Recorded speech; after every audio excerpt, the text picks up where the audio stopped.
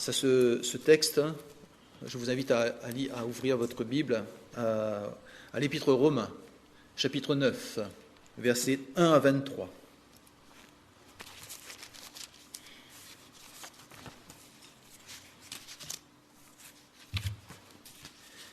Je dis la vérité en Christ.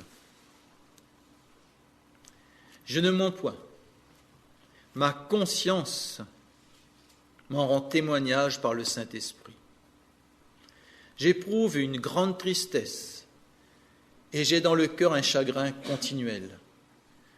Car je voudrais moi-même être anathème et séparé de Christ pour mes frères, mes parents selon la chair, qui sont les Israélites, à qui appartiennent l'adoption, la gloire, les alliances, la loi, le culte, les promesses, et les patriarches, et de qui est issu selon la chair le Christ, qui est au-dessus de toutes choses, Dieu béni éternellement.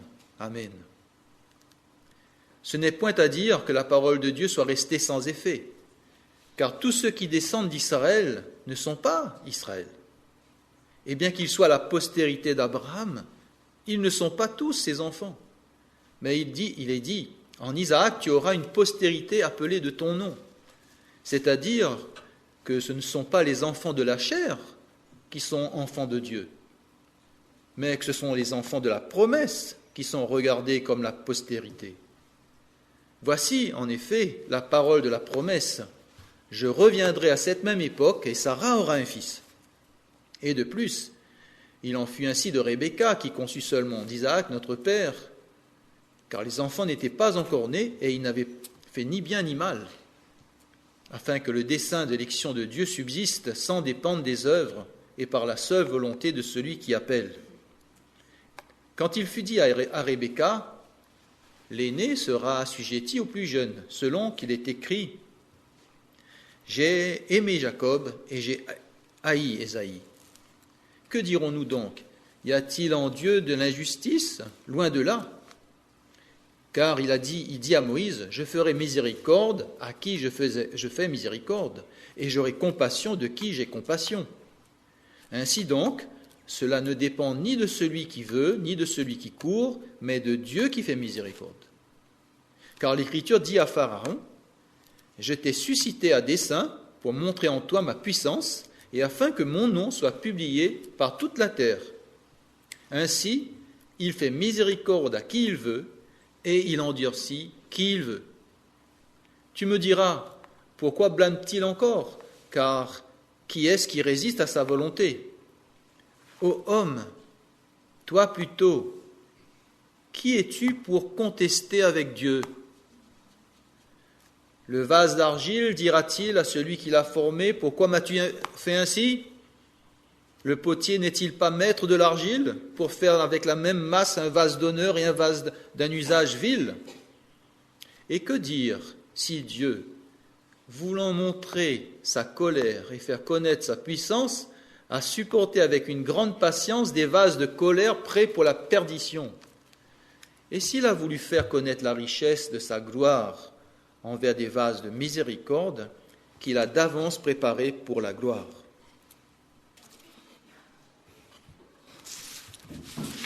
Bonjour à chacun de vous, et permettez-moi aussi de souhaiter la bienvenue à ceux qui nous visitent ce matin. Dans la Bible, si vous voulez, il y a pas mal de textes différents. Il y a des textes, des histoires qui sont là pour nous encourager. Il y a certaines histoires qui sont là pour nous remettre en question, montrer ce qui ne va pas, pour qu'on puisse grandir dans la foi. Mais il y a des textes qui sont censés parfois nous corriger sur la manière dont nous voyons Dieu, sur la manière dont nous connaissons Dieu, ce qu'on pense réellement de lui. Vous savez, dans toute l'histoire de l'humanité, les êtres humains se sont créés pas mal de religions. On est experts en cela, on se crée des dieux assez facilement. Et en général, c'est des idoles qu'on peut mettre dans notre poche, on en fait ce qu'on veut, on fixe des lois pour eux. Dans la mesure où ils respectent les lois qu'on leur a données, on peut les servir comme des dieux.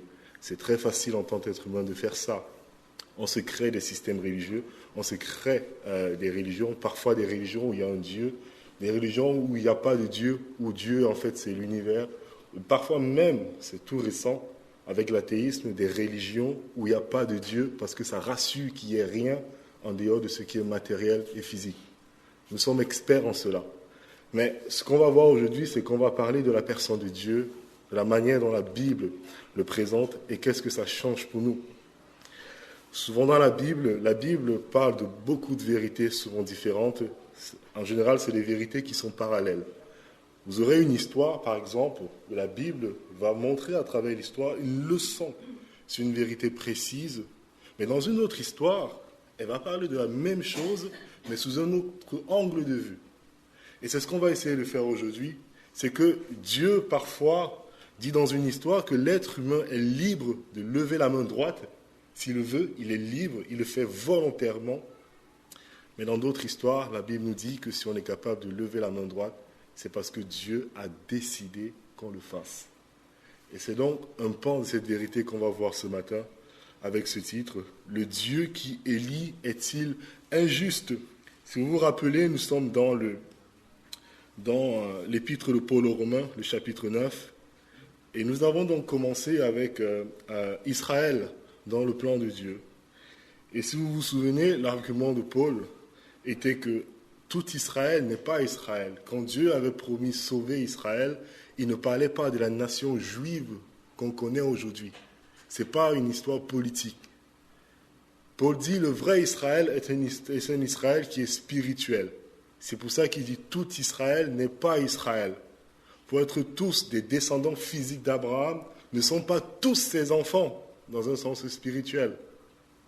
Et en même temps, il dit la preuve, c'est qu'on ne rentre pas dans le vrai Israël de Dieu par droit de naissance.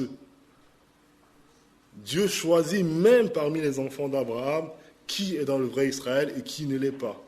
C'est pour ça qu'il fait la distinction entre Ismaël et Isaac. Peut-être les Juifs pouvaient dire, c'est normal qu'il fasse cette distinction parce que Ismaël, sa mère est égyptienne, elle n'est pas 100% hébreu. Alors Paul fait autre chose, il prend un deuxième exemple, Jacob et Ésaü, des jumeaux, rien ne peut les distinguer physiquement, et pourtant Dieu fait une distinction entre les deux. Il choisit l'un et il rejette l'autre. Et c'est dans ce principe qu'on va voir aujourd'hui comment ça se fait que Dieu choisisse un et pas l'autre. Dieu est-il encore Dieu au XXIe siècle dans nos églises? C'est la question qu'on va se poser ce matin. Est-ce que nous sommes tous convaincus en tant que chrétiens que Dieu règne, qu'il est unique, qu'il est éternel, il est créateur des cieux et de la terre, il est juge, il est omniprésent, il est omnipotent, il est omniscient, nous l'adorons comme Dieu, mais est-ce que nous permettons encore à Dieu d'être Dieu aujourd'hui? C'est la question qu'on va se poser. Et je vous invite à prier pour remettre ça entre les mains du Seigneur parce que c'est un sujet assez délicat que vraiment le Seigneur nous dispose à recevoir de lui ce matin. Je vous invite à prier. Notre Dieu, nous te bénissons pour ta parole. Merci de ce que c'est toi qui parles. Tu fais ce que tu veux, Seigneur. Tu nous questionnes, tu nous enseignes, tu nous fais grandir dans ta connaissance. Merci de ce que, en tant qu'homme fini, nous pouvons avoir cette sagesse infinie, Seigneur. Aide-nous à être disposés, à être ouverts, Seigneur, afin que tu puisses nous enseigner et nous apprendre à quel point tu nous as aimés, tellement aimés, que tu nous as choisis, Seigneur, inconditionnellement. Rien ne dépendait de nous. Nous n'avons pas mérité ta grâce, Seigneur. Nous ne sommes pas méritants dans quoi que ce soit. Nous ne sommes pas plus intelligents que les autres, mais toi, tu nous as aimés, simplement. Fais-nous découvrir, Seigneur, cette profondeur de ton amour. Dans le nom de ton Fils Jésus-Christ. Amen. Dieu a choisi un, il a laissé l'autre. Il a choisi Jacob, il a laissé Ésaü. Ce qui a amené certains à se poser la question, Dieu serait-il injuste? Est-ce que Dieu serait injuste de faire ça? C'est le verset 14, on a ceci. Donc, dans le verset 14, on nous dit ceci, que dirons-nous donc? Merci. Y a-t-il en Dieu de l'injustice? Y a-t-il en Dieu de l'injustice? Paul, dans son argumentation, anticipe la question. Le fait que Dieu ait décidé délibérément de choisir un et pas l'autre peut amener les gens à penser que Dieu serait injuste de faire ça.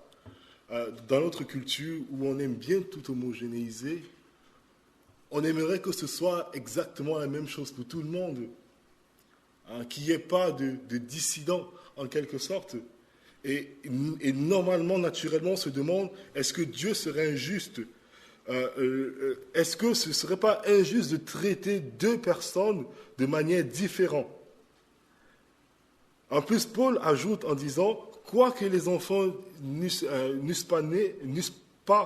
fussent pas encore nés, qu'ils n'eussent fait ni bien ni mal, afin que le dessein d'élection de Dieu subsistât sans dépendre des œuvres et par la seule volonté de celui qui appelle.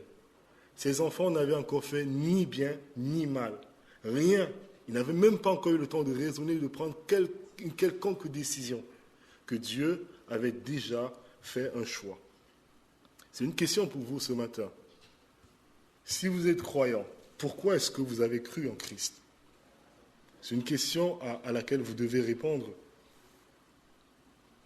Pourquoi est-ce que vous avez cru en Christ tandis que d'autres personnes, merci Samuel, tandis que d'autres personnes qui ont entendu l'Évangile, comme vous, n'ont pas cru? Qu'est-ce qui vous différencie des autres? Vous devez avoir une réponse à cela. Il y a deux possibilités. Certains pensent qu'il y a quelque chose en moi. Il y a quelque chose en moi. J'étais plus intelligent, j'étais plus disposé, j'étais moins mauvais que les autres. J'ai su prendre la bonne décision. En d'autres termes, je suis plutôt pas mal, comme personne. Ou bien, ce n'est pas quelque chose en moi, c'était quelque chose en Dieu. Il m'a choisi parce qu'il le voulait. Je ne sais pas pourquoi il m'a choisi, mais je ne peux pas me croire supérieur à mon voisin. Parce que la différence entre lui et moi n'est rien d'autre que la grâce de Dieu. Et donc, voilà ce que Paul veut nous enseigner ce matin et que nous devons saisir. Parce qu'en moins de saisir cela, vous n'allez jamais avoir une confiance complète dans la miséricorde de Dieu envers vous. Si cette miséricorde de Dieu n'est pas totalement souveraine, si sûre et certaine, si cette miséricorde ne vient pas du Dieu qui ne change pas, alors notre confiance en Dieu et dans son salut va être considérablement affectée. Voilà pourquoi c'est important. Le but de ce sujet, qu'on appelle souvent l'élection ou la prédestination, le seul but, c'est de nous montrer à quel point Dieu nous a aimés inconditionnellement. Inconditionnellement, c'est l'amour, la profondeur de l'amour de Dieu pour nous. Nous qui ne pouvions pas mériter son amour.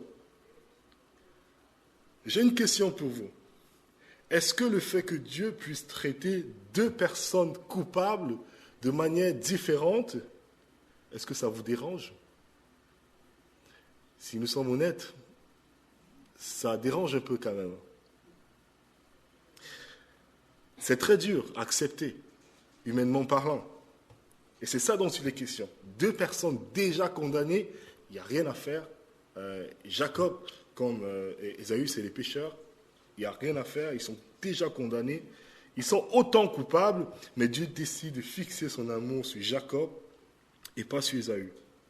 Vous comprendrez pourquoi quelqu'un va poser la question, Dieu est-il injuste de traiter deux personnes comme ça de manière différente? Donc nous avons deux parties, et la première partie c'est Dieu est juste quand il fait miséricorde à qui il veut. La première partie. Et la deuxième partie, Dieu est juste quand il endurcit qui il veut. Tout tourne autour de la justice de Dieu. Et c'est ça qui est remis en question ici. Et pour résumer tout, Dieu est juste quand il fait ce qu'il veut. C'est le thème en fait de tout ça. Dieu est juste quand il fait exactement ce qu'il veut. Premier point, Dieu est juste quand il fait miséricorde à qui il veut. Nous lisons les versets 14 et 15. Que dirons-nous? Y a-t-il en Dieu de l'injustice? Certes non, impossible. Car, il explique, j'explique pourquoi c'est impossible qu'il y ait de l'injustice en Dieu, sauf que lorsque Paul donne la raison, ça n'a pas l'air d'être une raison. Pas tellement.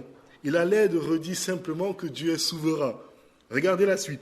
Car il dit à Moïse, je ferai miséricorde à qui je fais miséricorde, et j'aurai compassion de qui j'aurai compassion.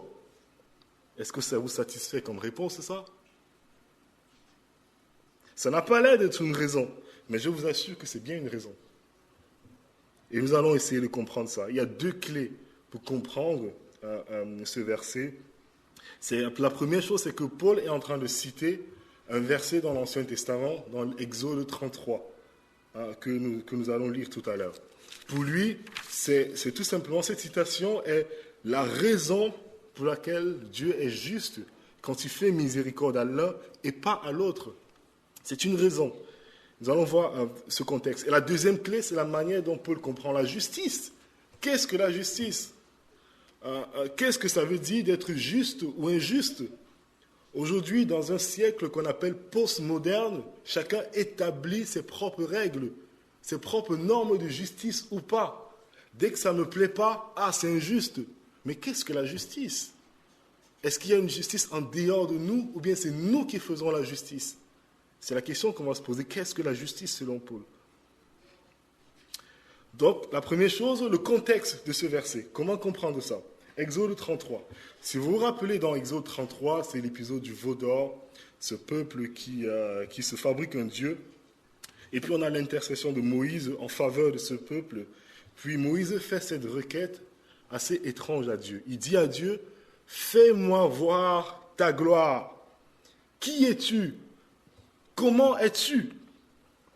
Fais-moi voir ta grandeur. Qu'est-ce qui fait ta divinité? Montre-moi, Dieu, qu'est-ce qui fait ta divinité? Qu'est-ce qui fait ta différence avec la créature? Qu'est-ce qui fait que tu es différent de la créature? Montre-moi ta gloire. Fais-moi voir ça. Et donc Dieu lui dit, je vais faire passer devant toi toute ma bonté et je proclamerai le nom de l'Éternel. C'est intéressant, en fait, ce que Dieu lui dit. Dieu lui dit, écoute Moïse, ma gloire que tu veux voir, ce n'est pas quelque chose qui est visible. Ce n'est pas quelque chose que tu vas voir à l'œil nu. Ce n'est pas quelque chose qu'il faut que tu vois. Ma gloire, c'est plutôt quelque chose dans ma nature divine. C'est plutôt quelque chose dans ma manière d'agir. C'est donc plus quelque chose que je peux t'expliquer, pas quelque chose que tu verras. Je vais proclamer le nom de l'Éternel. Le nom, c'est le caractère. C'est ce qui fait la personne. Je vais te montrer, je vais te proclamer qu'est-ce que c'est que la divinité. Le nom de l'Éternel. Je vais t'expliquer verbalement, dans la mesure qu'un homme peut saisir, ce que c'est réellement la divinité. Je vais te dire ce qui est au fond de ma nature. Ce qui fait que je suis infiniment différent de la créature. Donc il passe devant Moïse, et il proclame dans les oreilles de Moïse ceci. Je proclamerai devant toi le nom de l'Éternel. Je fais grâce à qui je fais grâce et miséricorde à qui je fais miséricorde. En d'autres termes, le nom de l'Éternel, ce qui fait sa divinité, sa grandeur, c'est qu'il fait grâce à qui il veut et il fait miséricorde à qui il veut. En gros, il fait ce qu'il veut. C'est ça qui fait la divinité. C'est de faire ce qu'il veut. Et c'est ça qui le rend totalement différent de la créature. Je ferai grâce à qui je ferai grâce, miséricorde à qui je ferai miséricorde. Ce genre de phrase, on appelle ça un hébraïsme. C'est typique en fait de la langue hébreu, de répéter un mot comme ça. On a ça partout dans l'Ancien Testament. Par exemple, on a des phrases comme ceci. Allez cuisiner ce que vous cuisinerez. Ou je séjournerai là où je séjournerai. Ou encore j'irai là où j'irai. C'est un hébreu, c'est typique du langage hébreu. Et le but de ce type de phrase, vous pouvez le sentir vous-même, c'est une manière de dire que quand on vous dit cuisine ce que tu cuisineras, c'est une manière de dire cuisine ce que tu veux. Fais ce que tu veux. On te laisse le choix complètement de faire ce que tu veux. La manière dont tu vas le faire, tu as la complète liberté. Ce n'est pas dépendant de quoi que ce soit en dehors de toi. Fais ce que tu veux. Il n'y a pas besoin de consulter qui que ce soit dans son action. Et Dieu dit, tu veux connaître mon nom, tu veux connaître ma divinité, tu veux connaître ma gloire, tu veux connaître ce qui me distingue de la créature. Ce qui me distingue, c'est cette liberté infinie qui fait que je ne dépends jamais de la créature. Jamais je ne dépends de la créature. L'Éternel qui fait miséricorde à qui il veut et qui endurcit qui il veut. Voilà la gloire de Dieu. La gloire de Dieu, c'est qu'il est le seul être dans l'univers qui est comme ça, chers amis. Le seul. Savez-vous que Dieu fera avec vous ce qu'il voudra? Parce qu'il est Dieu et c'est ça qui fait sa divinité. C'est lui la norme de la justice. C'est lui la source de la grâce. Et il use de sa justice et de sa grâce comme il veut. Parce que c'est à lui cette grâce, c'est à lui cette justice. Et à la fin du chapitre 11, Paul va finir son argument et va dire justement ceci. Il va dire qu'il va donner d'abord à l'Éternel pour que l'Éternel lui soit redevable. Qui? Les gens ont souvent un problème avec le fait que Dieu choisisse, par exemple, certaines personnes et pas d'autres. On a beaucoup de problèmes avec ça parce que nous pensons que nous sommes bons et que quelque part, Dieu nous est redevable. Que Dieu nous doit quelque chose. Est-ce que vous allez contraindre le Très-Haut à faire quoi que ce soit? Est-ce que Dieu est à notre service ou est-ce qu'il est obligé de faire comme nous l'entendons? Est-ce que Dieu est vraiment Dieu en fait? C'est la question qu'on se pose. Parce que souvent, quand on entend nos contemporains parler de Dieu, on a l'impression qu'il est à notre service et qu'il ne fait pas son travail. C'est assez impressionnant. La capacité qu'on a d'être humain à prendre la divinité, à le mettre sous nos pieds et à l'écraser. Parce qu'on a envie que Dieu soit comme ça. Mais jamais Dieu ne dépend de la créature, s'il est réellement Dieu. Voilà le sens de cette citation. Paul est en train de dire que quand Dieu annonce sa nature même, quand Dieu annonce le caractère même de la divinité, il dit qu'au cœur de ce qu'est être Dieu, c'est justement être libre de faire selon lui, pour sa gloire, selon sa glorieuse nature et n'avoir personne à consulter. C'est ça ce que ça veut dire être Dieu.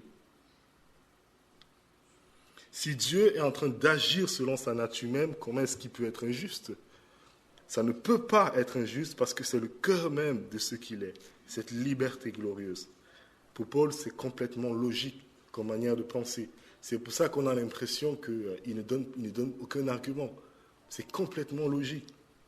Rappelez-vous le nom de Dieu dans l'Ancien Testament, ce qu'on appelle le tétragramme. Ce mot, on l'appelle Yahvé, certains l'appellent Jéhovah. C'est impossible de savoir comment ça se prononce, mais en fait, ce mot en hébreu signifie littéralement « je suis ce que je suis ». Je suis ce que je suis. Alors, moi je suis ce que Dieu m'a fait. Il m'a fait un peu grand de taille. Il m'a fait costaud avec des épaules assez larges. Il m'a fait de peau noire. Il m'a fait d'une certaine façon et je ne peux rien dire. Je suis ce qu'il m'a fait. Mais Dieu est le seul qui peut dire « je suis ce que je suis ». Je ne tire mon être de personne. Je ne dépends pour mon être de rien. Et aussi, je ne dépends dans l'usage de ma miséricorde de rien en dehors de moi. Je fais miséricorde à qui je veux, car c'est ça même le sens de ma divinité. Et c'est ça le contexte en fait de cette citation. C'est que c'est le nom de Dieu même, la définition même de ce qu'est la nature divine, c'est de faire ce qu'il veut. Et je pense que c'est important pour nous, au XXIe siècle, de reconsidérer ces choses, parce qu'on a tellement chosifié Dieu et rabaissé à notre rang, et même en dessous de l'être humain. Parce qu'avec l'humanisme, l'être humain est au centre de tout. Malheureusement, ce n'est pas vrai. Maintenant, comment est-ce que Paul définit la justice? Qu'est-ce que la justice? Je suis vraiment désolé, ce sera un peu philosophique, mais je vous promets, ce sera très bref, c'est pas très long. Pour vous et moi, la justice, c'est quoi? La justice, c'est nous conformer à une norme qui est au-dessus de nous-mêmes. Il y a des lois, il y a des normes qui sont au-dessus de nous, et nous sommes en dessous, nous nous plions. Pour nous, c'est ça la justice. Être juste, c'est parfois renoncer à moi-même. C'est parfois dire non à mes désirs, dire non à mes pensées, parce qu'il y a une justice en dehors de moi. Et je sais que si je veux être juste, il faut que je dise non, parfois, à moi. Mais pour Dieu, est-ce qu'il y a une justice, est-ce qu'il y a une norme en dehors de Dieu dont il doit se conformer pour être juste? Est-ce que ça existe une norme de justice en dehors de Dieu? S'il y avait une norme de justice en dehors de Dieu, cette norme de justice serait Dieu elle-même. Et Dieu ne serait plus Dieu. Il n'y a aucune norme de justice pour Dieu sauf son propre être. Il est la norme de la justice lui-même. Dans les psaumes, lorsqu'on lit cette prière, par exemple, de David qui dit « Dieu soit juste », en fait, David est en train de dire « Agis selon toi-même, fais ce qui te semble bon, agis selon ta nature glorieuse, selon ton caractère. » La justice de Dieu, c'est sa détermination à être fidèle à sa nature divine parfaite et pas à se conformer à des normes de justice que nous avons établies. Si jamais Dieu pouvait agir contre sa nature, il serait injuste. Mais chaque fois qu'il agit, qu'il maintient, qu'il s'affirme dans tout son être, sa sainteté, sa justice, sa grâce, c'est la justice de Dieu. Parce qu'il est ce qu'il est. Et ce qu'il est, c'est la justice. Tout ce qu'il fait, il agit comme Dieu. Et agir comme Dieu, c'est être juste par nature. Vous pouvez souffler maintenant. Je pense qu'on a passé le plus difficile. Parfois, il y a des choses dont on doit réfléchir. Il y a des choses qui sont tellement grandes, qui nous dépassent, et dont le philosophe s'efforce parfois à mettre des mots sur des concepts, comme par exemple toutes les questions qui touchent à la nature de Dieu. On s'efforce à mettre des mots dessus, mais c'est des concepts qui nous transcendent, qui nous dépassent, tout simplement. Et il ne faut pas qu'on se contente souvent de rester à la surface, mais d'aller vraiment en profondeur pour essayer de comprendre les choses. Pourquoi est-ce que Dieu dit ceci? Qui est-il réellement? Et donc Paul va conclure cette première partie avec le verset 16, la conclusion logique. Ainsi donc, cela dépend ni de celui qui veut, ni de celui qui court, mais de Dieu qui fait miséricorde. La conclusion logique. C'est difficile à entendre pour nous, mais Dieu avait la parfaite liberté de ne pas vous sauver. Vous qui êtes chrétiens ce matin. Dieu avait la parfaite liberté de ne pas vous sauver et d'agir selon sa justice en vous punissant de vos péchés. Il serait toujours juste. Ça ne dépend ni de celui qui veut, ni de celui qui court. Il y avait une fois une équipe de football. Et cette équipe de football avait un propriétaire qui était assez riche. Il avait beaucoup d'argent. Et donc, ce propriétaire voulait offrir un cadeau à certains joueurs de l'équipe. Il voulait leur offrir un voyage aux Caraïbes. C'est sympa. J'aurais aimé être dans ce club de foot. Donc, il veut donner un voyage à certains et pas à tout le monde, et pas à tous les joueurs. C'est un cadeau, il n'est pas obligé de le faire. Il n'est pas obligé de le faire, il ne doit rien à personne, c'est un cadeau. De même, c'est la même chose avec la grâce de Dieu, c'est un cadeau. Il n'est pas obligé de le donner à tout le monde.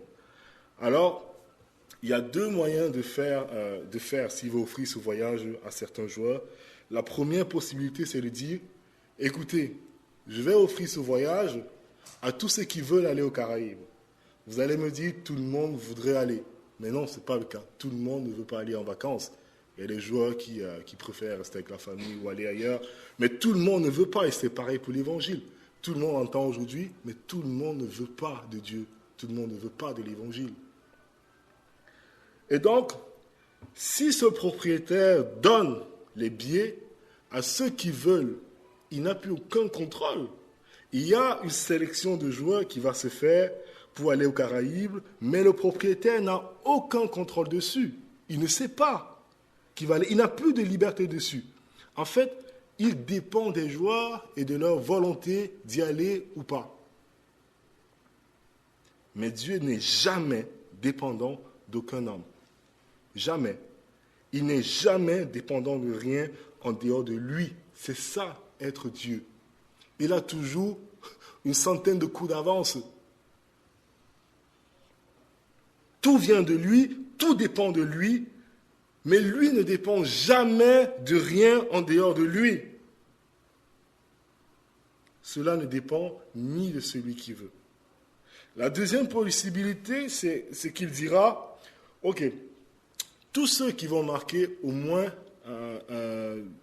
3 buts, les 10 prochains matchs, c'est ceux qui iront aux Caraïbes. C'est celui qui court, c'est celui qui fournit des efforts. Celui qui va marquer 3 buts les 10 prochains matchs ira aux Caraïbes. Celui qui fait des efforts, c'est celui qui croit qu'il peut mériter l'approbation de Dieu. C'est celui qui croit que parce qu'il est pieux, parce qu'il va à l'église le dimanche par exemple, parce qu'il a l'intelligence de croire en Dieu et pas les autres, il croit qu'il aura la faveur de Dieu. C'est celui qui court. Ou peut-être vous qui pensez que vous avez eu la vertu de reconnaître votre péché, de demander pardon à Dieu, de mettre en lui votre confiance, vous êtes chrétien, mais vous n'avez pas réalisé que si vous l'avez fait, c'est uniquement parce que Dieu vous a aimé et choisi le premier. Ça, c'est celui qui court, qui pense que c'est en courant qu'il méritera la faveur de Dieu. Mais, et si le propriétaire voulait plutôt sauver Lydia joue au football, elle n'a pas marqué 3 buts, et si Dieu voulait plutôt la sauver, elle, le ferait-il? Ah, dommage, je ne peux rien faire. Elle n'a pas marqué 3 buts. Elle n'a pas assez couru. Heureusement, Dieu n'est jamais dans une situation où il dirait « J'aimerais sauver Lydia, mais je ne peux pas parce que ça dépend de celui qui court. » Jamais Dieu ne se retrouve dans cette situation. Il y a plein de Lydia dans ce monde. Il y a plein de Lydia dans ce monde qui ne peuvent pas mériter la grâce de Dieu.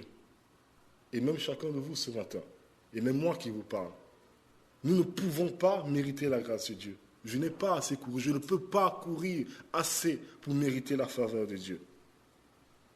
Personne ne le peut vraiment. Et Dieu nous a sauvés uniquement parce que ça ne dépend pas de celui qui court.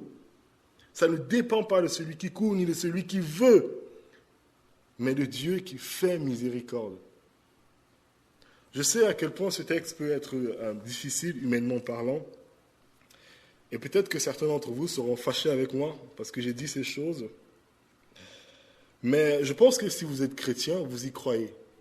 Vous y croyez, même si vous ne l'avouez pas, vous y croyez. Un exemple, lorsque vous priez par exemple, lorsque vous priez pour le salut de quelqu'un, vous ne dites pas « Oh Dieu, je sais que ça dépend de la volonté humaine et que tu ne peux pas vraiment violer le libre arbitre. » Mais fais autant que tu peux pour ramener Antoine à toi. Ramène-le auprès du salut le plus près possible et puis on verra ce qui va arriver. Vous ne priez pas comme ça, j'espère. Quand vous priez, vous dites plutôt « Convertis Antoine ». Amène Antoine à toi-même. Vous croyez tout ce que je viens de vous dire, que Dieu a une complète liberté sur tout être humain. Et toute votre vie de prière dépend de cela. Et quand Dieu répond, il exauce, vous dites, gloire à Dieu, nous savons que c'est toi qui l'as fait. Dieu est juste quand il fait miséricorde à qui il veut. Et deuxième chose que nous allons voir, ce sera un peu plus court, c'est que Dieu est juste quand il endurcit qui il veut. Nous lisons le verset 17. Paul nous dit, « Car l'Écriture dit à Pharaon, je t'ai suscité à dessein pour montrer en toi ma puissance, et afin que mon nom, encore le nom de l'Éternel, mon nom, ce qui fait ma nature divine, soit publié par toute la terre. » Pourquoi est-ce que Paul va maintenant parler de l'endurcissement? Pourquoi est-ce qu'il doit en venir là? Parce qu'il a déjà dit au début, il dit au début que Dieu a aimé Jacob, la miséricorde, il a haï Ésaü, l'endurcissement. On a déjà vu ce que c'était haïr. Si vous ne l'avez pas vu, je vous invite à regarder les derniers enregistrements. Donc, endurci Ésaü, il a déjà parlé de miséricorde, maintenant il va nous parler de l'endurcissement. Revenons à l'Ancien Testament pour voir ce verset que Paul cite. C'est qui ce Pharaon? Qui est ce Pharaon? C'est le Pharaon qui est sur le trône au moment des 10 plaies en Égypte. Au moment où Dieu délivre Israël d'Égypte. Est-ce que ça a été simple de délivrer les Israélites dans le pays d'Égypte? Non. Il a fallu que Dieu frappe plusieurs fois ce pays, terriblement, une dizaine de fois, pour que Pharaon, au final, décide de lâcher ce peuple. Le pays a été décimé par l'Éternel et le Pharaon s'entête incroyablement à chaque fois. Il revient sur ses paroles, il dit non, je ne vous laisserai pas partir. Donc, ces premiers chrétiens qui lisent ces lettres aux Romains, ils savent que le texte par excellence dans la Bible qui parle de comment Dieu peut endurcir un homme, c'est bien l'histoire en Égypte. Plus de 15 fois dans ce récit, on nous dit que Pharaon s'est endurci lui-même, ou bien Dieu a endurci le cœur de Pharaon. Mais il y a quelque chose de troublant dans cette histoire. Et Paul n'hésite pas à le souligner en disant que c'est Dieu qui a endurci le cœur de Pharaon. C'est très troublant. Et on peut le lire dans l'Exode, que Dieu dit ceci à Moïse, par exemple, « Va trouver le Pharaon, car j'ai moi-même rendu son cœur insensible. » Qu'est-ce que ça veut dire? Est-ce que c'est Pharaon qui a endurci son cœur, ou est-ce que c'est Dieu qui a endurci le cœur de Pharaon? Et si c'est Dieu qui a endurci le cœur de Pharaon, pourquoi est-ce qu'il le blâme encore? Est-ce que ce n'est pas injuste? Est-ce que ce n'est même pas pervers de la part de Dieu de donner un avertissement à quelqu'un qui sait très bien qu'il ne va pas écouter parce qu'il a endurci le cœur? Vous voyez les questions qu'on peut se poser. C'est ce genre de questions qu'on se pose lorsqu'on lit ce verset. Mais comment Dieu a-t-il pu endurcir le cœur de Pharaon? Le problème, c'est que lorsqu'on lit ces versets, lorsqu'on entend ce genre de versets, qu'est-ce qu'on entend dans nos oreilles? Dans nos oreilles d'hommes, on entend Dieu a empêché Pharaon de se repentir. Il a empêché Pharaon de venir en lui. Pharaon était plutôt bien disposé. Pharaon voulait se repentir, mais Dieu a empêché ça pour endurcir son cœur. Voilà ce qu'on entend dans nos oreilles. Mais est-ce que c'est ce que le texte dit? Non, ce n'est pas ce que le texte dit. Si on suit un peu le parcours de Pharaon dans cette histoire de l'Exode des 10 plaies, il semble que l'insistance est mise au début sur le fait que Pharaon lui-même a endurci son cœur. C'est quelqu'un qui ne voulait pas. Il ne voulait pas entendre qu'il y a un Dieu au-dessus de lui. Il a endurci son cœur plusieurs fois. Mais à partir de la 6e plaie, si vous voulez, l'insistance est plutôt mise sur Dieu maintenant qui endurcit le cœur de Pharaon. Il s'obstine, mais à partir d'un moment, c'est Dieu qui endurcit son cœur.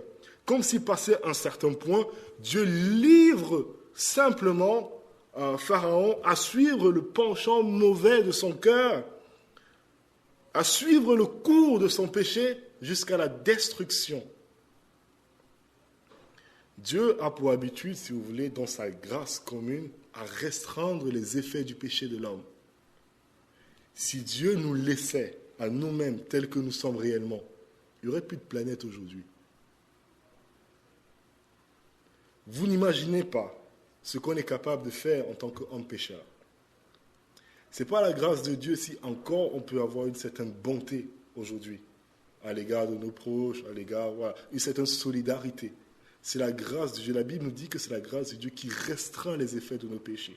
Mais quand la Bible livre quelqu'un, quand Dieu livre quelqu'un à ses péchés, quand Dieu le laisse à son propre péché, Dieu le laisse exprimer tout le potentiel de son propre péché, il n'y a plus de limite. Il n'y a plus de limite. Et c'est ce qui s'est passé avec Pharaon. Dieu a laissé Pharaon à son propre cœur et à la vie qu'il voulait vivre. Et Pharaon n'avait plus de limite.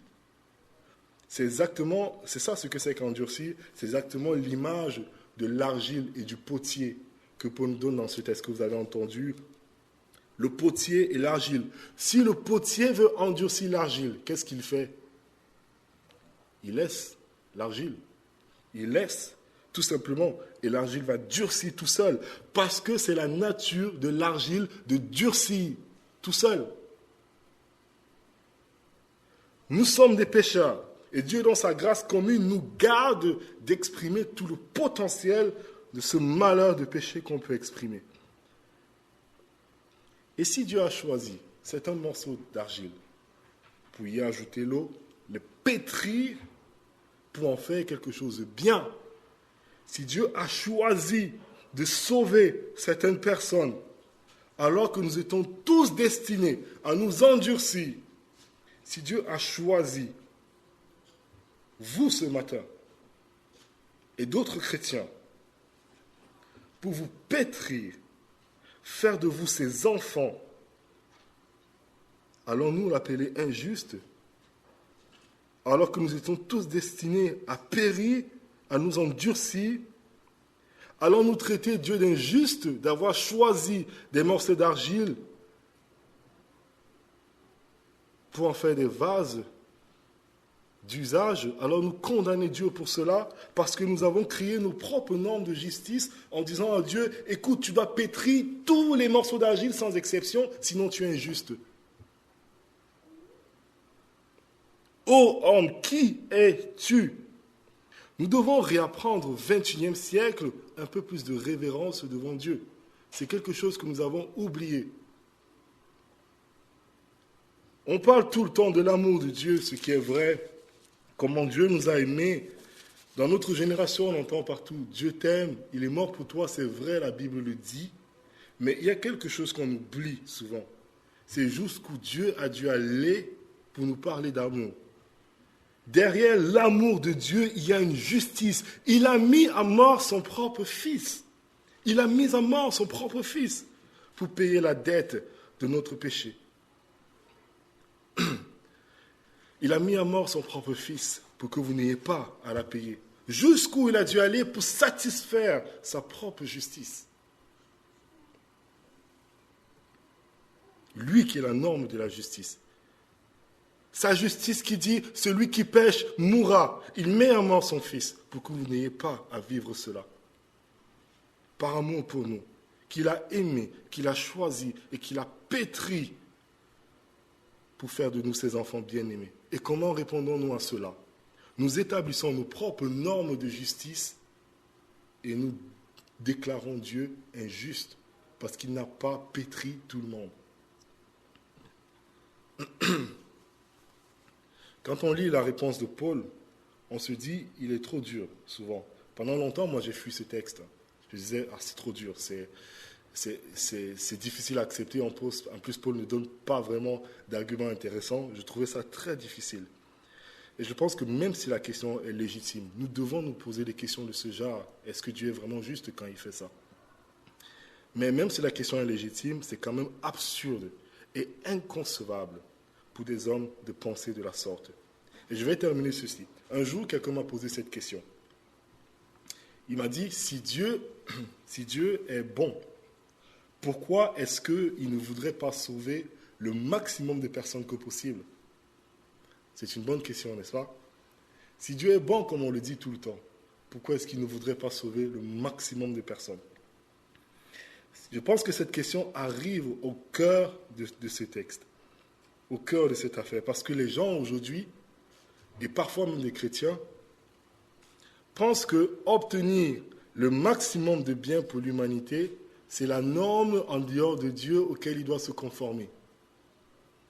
Obtenir le maximum de bien pour l'humanité, c'est la norme en dehors de Dieu sous laquelle il doit se conformer. Faire le maximum de bien aux hommes, on pense que c'est ça, en fait, la norme à laquelle Dieu doit se plier. Si tel est le cas, Dieu ne serait pas Dieu. Mais vraiment pas. Si Dieu existait pour le bien de l'homme, ce ne serait pas Dieu.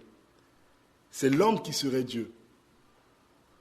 Or, c'est l'homme qui existe pour la gloire de Dieu. Si c'est Dieu qui l'a fait, c'est logique, n'est-ce pas? Il est impossible que Dieu crée quoi que ce soit qui n'existe entièrement pour lui. Si Dieu est bon, il ne mentira jamais en faisant croire à l'humanité qu'il est plus important que tout. Si Dieu est réellement bon, jamais il ne fera ce mensonge. La Bible dit que les nations sont comme de la poussière devant lui, comme le néant à côté du seul être de Dieu et de sa grandeur infinie. Tout le monde des hommes n'est que néant et moins que néant. S'il est juste, il doit le dire parce que c'est vrai.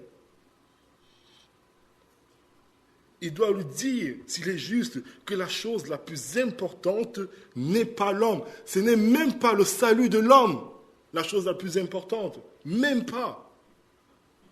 Mais la gloire du Dieu infini. Infiniment glorieux, devant qui les nations ne sont absolument rien. Quand j'étais en Afrique, il y avait ce que nous appelions les fourmis militaires.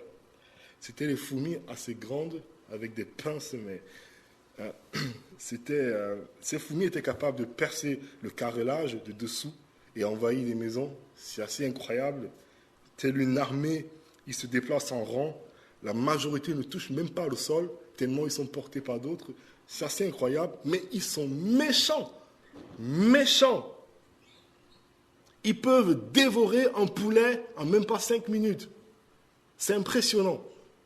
C'est terrible. Et j'avais entendu cette histoire d'une famille dont des fourmis sont envahies leur domicile et avant qu'ils ne s'en rendent compte, ils avaient dévoré leur bébé qui n'avait même pas 3 mois. C'est horrible comme histoire. C'est fait exprès. Tellement méchant. Tellement méchant. Maintenant, imaginez, vous êtes en Afrique. Vous avez un petit enfant. Vous entendez les cris. Vous courez et vous voyez les fourmis sont partout. Qu'est-ce que vous allez faire? Vous allez sauver cet enfant. Vous allez tout faire pour le sauver. Vous allez enlever, écraser, tuer ces fourmis. Vous allez brûler après. Vous allez suivre leurs traces. Vous allez trouver la fourmilière à côté de la maison et vous allez y mettre le feu pour que ça n'arrive plus jamais. Vous allez tout détruire, n'est-ce pas? C'est le minimum. Mais au moment où vous sauvez la vie de votre enfant, vous n'êtes pas en train de dire à ce moment-là, écoute, je dois sauver autant de fourmis que possible. Vous ne dites pas ça. Vous ne dites pas, je dois sauver autant de fourmis que possible. Si je suis quelqu'un de bien, il me faut préserver la vie d'autant de fourmis. À ce moment-là, ça n'a pas d'importance dans un sens. Pourquoi? Parce que la valeur de ce seul enfant humain que vous avez est tellement plus importante que la vie de centaines, de milliers, de millions de fourmis. Il n'y a pas de comparaison. Et de même, la valeur du Dieu infini et transcendant est tellement bien plus grande que s'il fallait que 1000 mondes périssent pour que sa gloire puisse être préservée, il le ferait. Il le ferait. Quoi qu'il en soit, les nations sont comme la poussière devant Dieu. Mais nous qui sommes chrétiens, ce n'est pas mauvais que Dieu agisse selon sa gloire, parce que sa gloire est notre seul bien. La gloire de Dieu est notre seul bien. Dieu, en agissant selon sa gloire, nous a aimés comme jamais. Il nous a aimés. Et c'est là toute l'importance de ce message. C'est de montrer à quel point nous ne méritons rien, mais à quel point Dieu nous a aimés à l'infini. Il a dû s'humilier et donner sa vie pour des êtres aussi infimes que nous. Quel amour! Pouvons-nous amadouer Dieu? Non, mais il nous a aimés, parce qu'il nous a aimés. Est-ce que nous nous rendons même compte de la grâce que nous avons en lui? Ou est-ce que nous passons notre temps à chercher en Dieu ce qui pourrait être injuste parce qu'il ne se conforme pas à nos propres normes de justice en nous? Il aurait pu juste nous laisser comme ça, nous abandonner à nos passions, à notre péché, lorsque nous vivions loin de lui, en l'ignorant, lui sa parole. Mais dans sa grâce, pour sa gloire, il nous a choisis, il nous a pétris, il a fait de nous ses enfants. Nous avons ce verset dans l'Épître aux Romains. Lorsque nous étions encore sans force, Christ, au temps marqué, est mort pour des impies. Sommes-nous méritants? Non. Mais il est mort, il a donné sa vie pour nous. À peine mourrait-on pour un juste. Quelqu'un peut-être mourrait-il pour un homme de bien. Mais Dieu prouve son amour envers nous, en ce que lorsque nous étions encore pécheurs, Christ est mort pour nous. C'est ça la bonne nouvelle de l'Évangile. C'est que Dieu tellement grand, tellement transcendant nous a aimés au point de donner sa vie pour nous. Non pas à nous, non pas à nous Seigneur, non pas à nous, mais à ton nom seul. Donne gloire à cause de ta bonté, à cause de ta fidélité. Seigneur, agis selon ta gloire, c'est notre plus grand bien. Amen. Je vous invite à prier et puis nous allons chanter. Seigneur, merci pour ta parole. Merci pour la grâce, Seigneur, de pouvoir lire ces choses qui nous dépassent. C'est juste incroyable à quel point nous avons de la peine à réaliser ta grandeur. Ça nous dépasse, Seigneur. Nos cerveaux n'arrivent pas à contenir ce genre d'informations. Mais merci de ce que dans ta grâce, nous savons ce que tu as fait pour nous.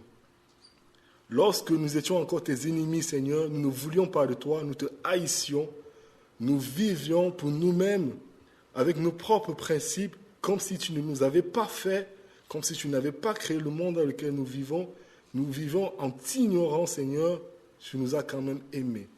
Tu as donné ta vie pour que nous puissions être pardonnés de nos péchés et de nos fautes. Merci de ce que ce texte sur l'élection nous montre à quel point il n'y avait rien en nous pour pouvoir influencer ton choix. Mais tu nous as simplement aimés parce que tu es un Dieu d'amour. Tu es un Dieu d'amour, Seigneur, mais tu es un Dieu de justice aussi. Mais merci de ce que tu n'es pas un Dieu qu'on peut manipuler. Tu es le vrai Dieu. Et c'est ça l'essence même de la nature divine. Nous ne pouvons pas te manipuler comme nous faisons tout le temps, Seigneur, en croyant que nous sommes des dieux. Mais nous te bénissons de ce que, malgré ta grandeur, tu t'es rabaissé pour nous. Nous voulons te prier, Seigneur, que non seulement tu nous rappelles cette vérité à nous qui te connaissons, mais à ceux qui n'ont pas encore fait l'expérience de la conversion, de l'attachement à toi, Seigneur, que tu puisses parler au cœur et que dans ta grâce, plusieurs personnes se réconcilient avec toi. Béni sois-tu, Seigneur, pour ta parole, pour nos faibles mots qui tentent d'expliquer ce que tu es, mais que dans ta grâce, Seigneur, tu nous ouvres davantage les yeux et que tu nous donnes de nous attacher davantage à toi. Amen.